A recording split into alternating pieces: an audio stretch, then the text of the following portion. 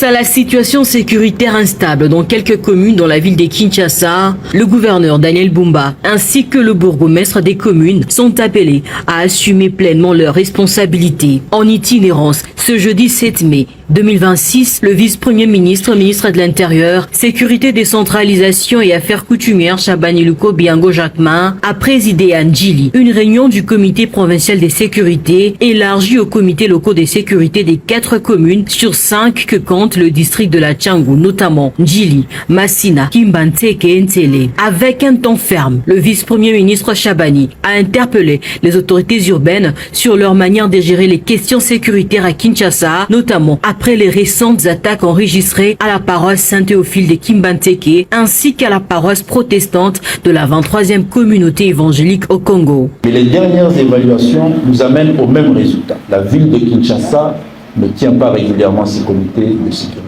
Que ce soit au niveau de la province, que ce soit au niveau des communes. Et nous sommes en train de gérer une situation sécuritaire alarmante.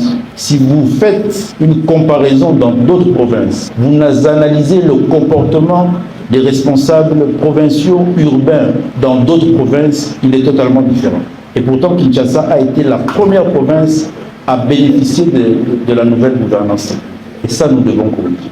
Il y a une tendance dans la ville de Kinshasa à faire croire que la sécurité n'est pas l'affaire de la ville-province de Kinshasa. Et ça, c'est très mal. C'est irresponsable et ça fait partie de toutes les conséquences de l'insécurité qu'on n'arrive pas à gérer. On ne tient pas des comités de sécurité au niveau de la province et ça a un impact sur les communes, sur les quartiers. Aucune coordination dans la question de sécurité. Et si on n'a pas tous le même sentiment de cette menace, de ces inquiétudes, c'est que parmi nous, il y a des irresponsables. Et on ne peut plus continuer comme ça. Avez-vous pris des mesures? Êtes-vous conscient de toutes ces menaces? Pourquoi subitement 2 églises se font attaquer pratiquement de la même manière? Ça ne vous interpelle pas? Ou bien vous attendez que le président de la République prenne ça en charge? Pourquoi vous a-t-il donné les responsabilités que vous avez? Qu'est-ce que vous en faites? Faut-il qu'un ministre de l'Intérieur laisse toutes les autres provinces pour venir s'en occuper pendant qu'on vous a désigné, on vous a responsabilisé? On va le faire combien de fois? Et si on le fait dans toutes les provinces, finalement on ne s'occupera pas d'autre chose.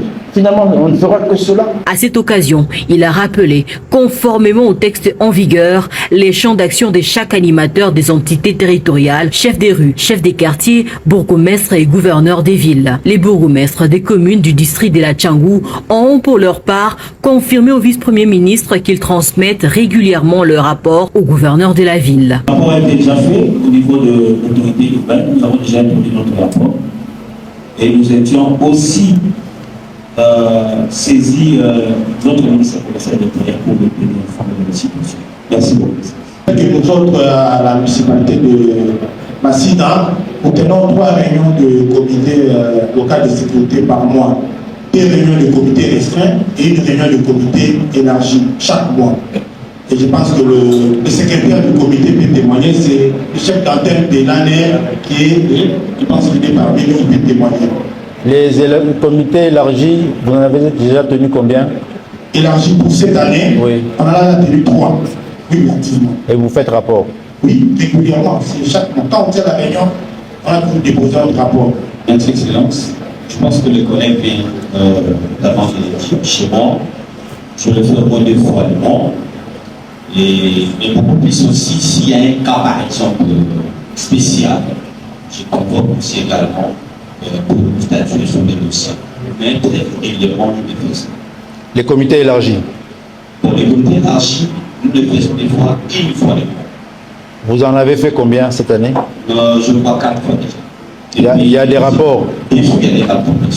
Cette rencontre a permis au vice-premier ministre de souligner la nécessité d'une tenue régulière des réunions de sécurité, tant au niveau provincial que communal, afin de disposer des cadres appropriés pour un véritable diagnostic et une prévention efficace de menaces sécuritaires. Le vice-premier ministre a également demandé au gouverneur de Kinshasa de convoquer et de présider dès la semaine prochaine une réunion mixte de sécurité réunissant les communes de la Tchangou, notamment Kimbanteke, Massina, Maluku, Paluku, Njili et Ntsele afin d'analyser en profondeur les menaces et défis sécuritaires qui touchent la partie est de la capitale. Le curé de la paroisse Saint-Théophile de Kimbantseke ainsi que le pasteur de la 23e communauté évangélique au Congo ont également pris part à cette réunion. Le vice-premier ministre leur a exprimé toute sa compassion face à ces actes criminels.